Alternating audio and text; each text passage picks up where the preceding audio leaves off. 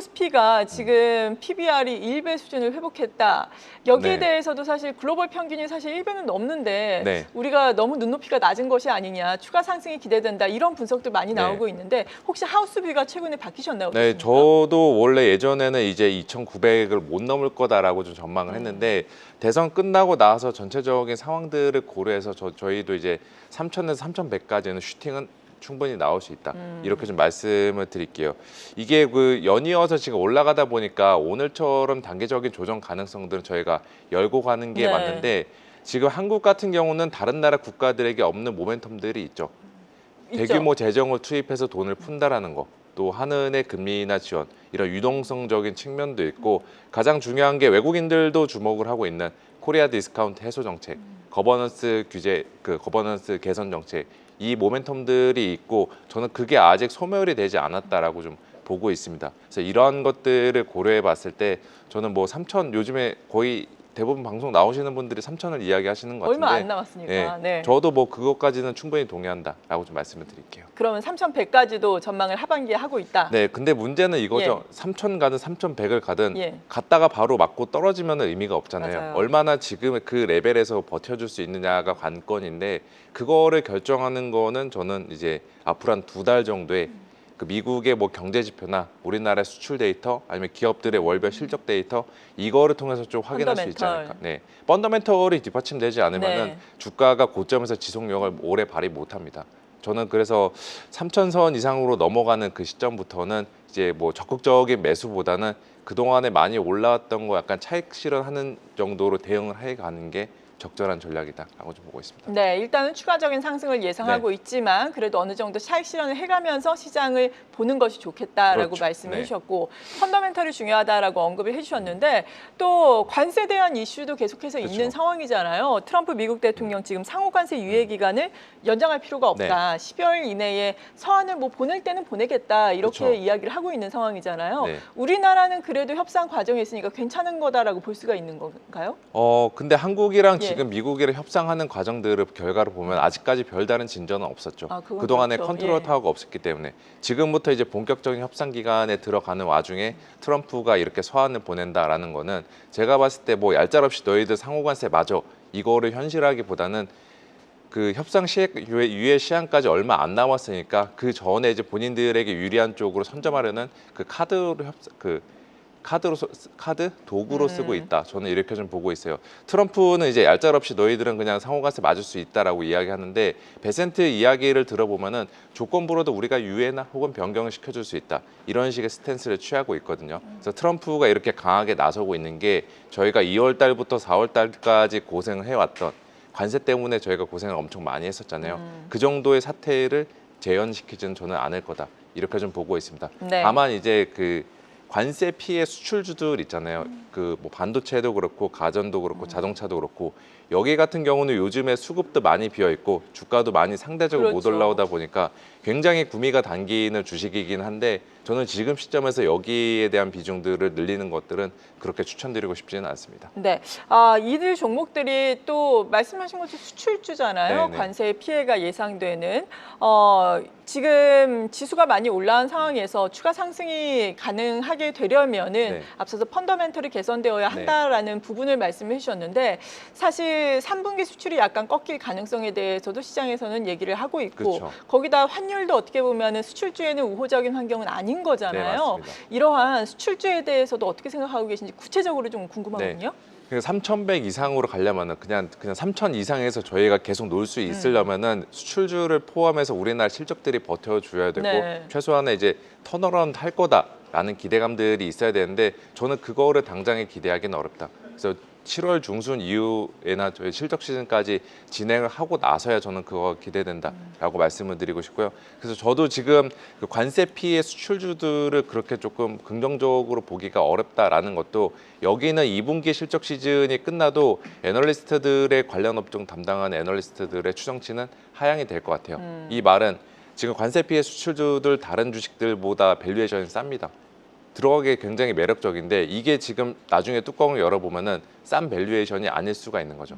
밸류에이션 트랩에 빠질 수 있는 리스크가 내포되어 있기 때문에 저는 요즘에 이들 주식들 중간중간에 뭐 하루에 뭐 4, 5%씩 급등을 하면서 굉장히 좀 많은 이제 유혹들을 자아내고 있는데 네. 그 유혹에는 아직 뭐 쉽게 빠질 때는 아니다. 이렇게 좀 말씀을 드리겠습니다. 네, 수출주는 조금 더 지켜볼 필요가 있다라고 말씀해 주셨고 수출주가 쉬어가는 사이에 증시가 올라오면서 같이 올라온 것이 또 정책에 대한 수혜주들 그렇죠. 아니겠습니까? 아무래도 상법 개정안에 대한 지금 기대가 큰 상황인데 네. 일단 뭐 12일 본회의는 열리지 않았고 다음 주에는 또 이야기가 또 나올 것으로 보여집니다. 그렇죠. 어쨌든 뭐 빠르게 또 해결을 하려는 의지를 또 정부에서는 표명을 하고 있는 상황인데 네. 여기에 대한 기대를 지금 구체적으로 어떻게 가지고 계세요?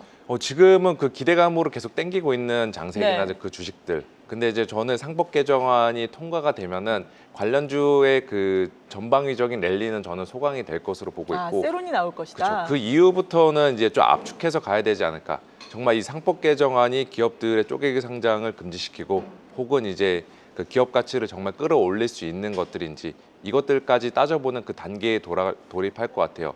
그렇게 됐을 때 저희도 이제 상법 개정안 수혜주가 은행, 증권, 지주 네. 이거잖아요. 저는 이 시점에서는 지금 증권업종으로 압축 대응하는 게 맞지 않나. 증권 업종으로. 예, 상법 개정안도 증권주들이 수혜주이긴 한데 여기 같은 경우는 여전히 주주 환원 자체에 굉장히 적극적이고 우리나라 증시 지금 거래대금 올라오는 거 보면은 저희가 좀 답은 어느 정도 나오잖아요.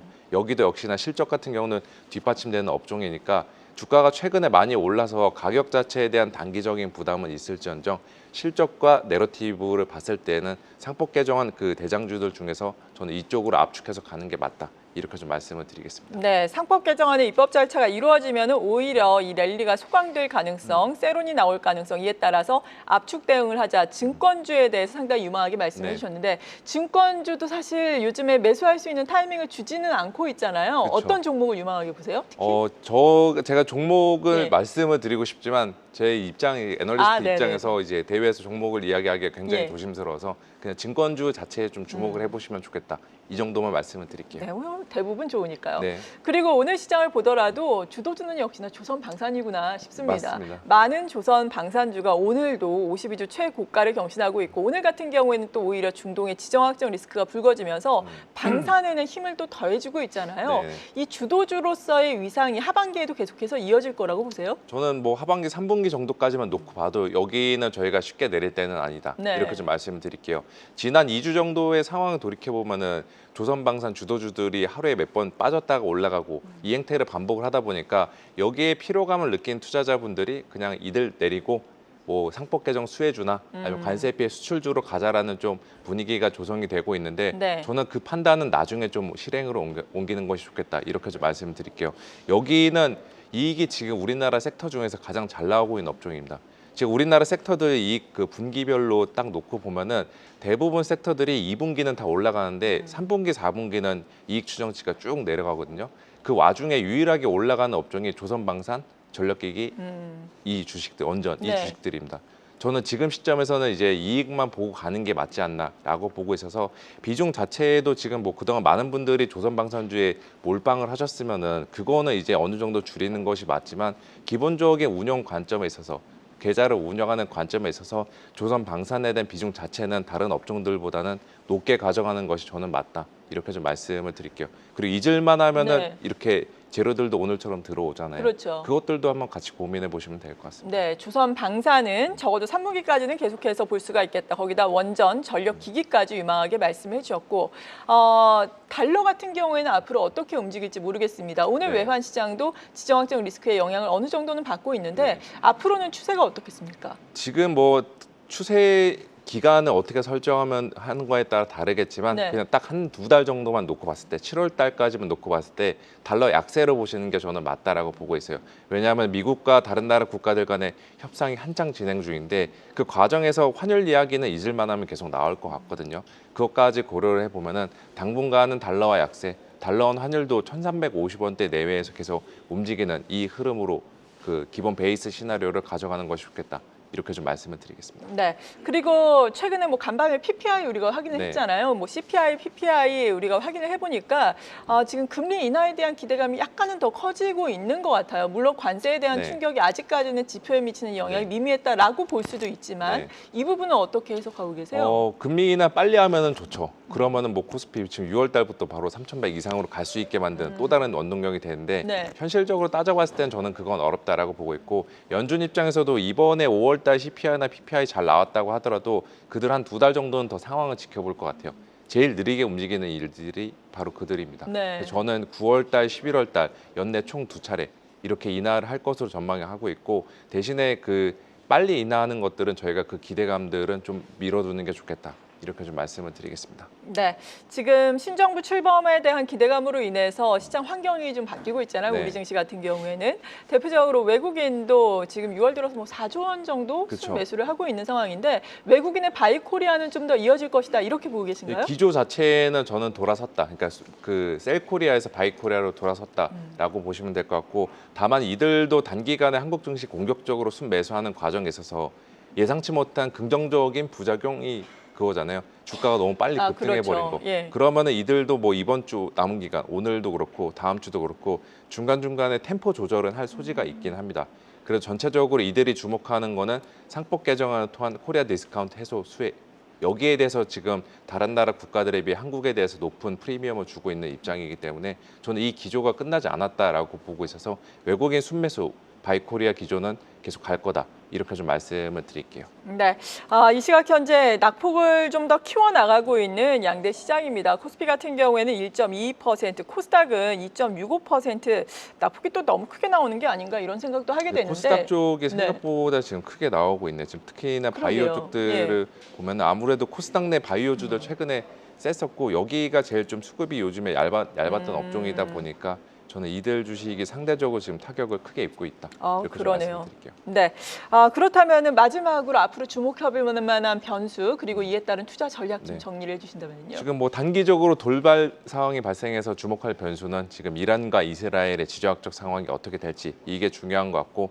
좀 더 이제 큰 관점에서 봤을 때는 연준의 금리 인하 시점에 대해서 시장이 6월 FOMC 이후 다시 한번 경로를 재설정할 것 같다라는 거랑 트럼프의 관세 정책 그리고 우리나라에서는 지금처럼 이렇게 리레이팅이 계속될 수 있는지 이 여부가 중요하다. 이렇게 좀 말씀을 드리겠습니다. 네, 잘 알겠습니다. 키움증권 리서치센터의 한지영 연구위원 모시고 시장의 큰 그림 그려봤습니다. 감사합니다. 네, 감사합니다.